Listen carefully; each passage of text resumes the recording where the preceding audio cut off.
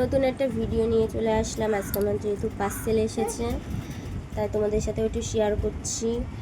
যেহেতু শ্যাম্পু, তেল, সিরাম আর lip balm. আর মাকে বললাম, মা এই লাস্টবার মা, আর যদি দেখছি কাজ দিচ্ছে তাহলে অর্ডার করব, এই জিনিস মাখবো, নাহলে আর কখনো কোনো জিনিস আমি আর দামি যে টাকা খরচা করে আর দামি জিনিস ইউজ করতে যাব না, যেহেতু কাজ যদি না দেয়।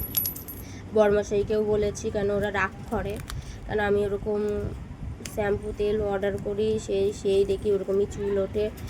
তা স্বাভাবিক রাগ করারই কথা, যেহেতু 1833 টাকা, যদি কাজ যদি না দেয় তাহলে তো স্বাভাবিক।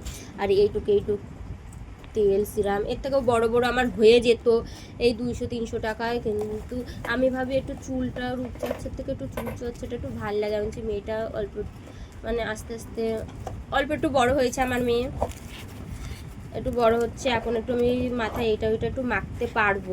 আগে ছোট ছিল তখন হচ্ছে অতটা যত্ন করতে পারতাম না, এখন চুলের পরে একটু যত্নটা একটু চাই।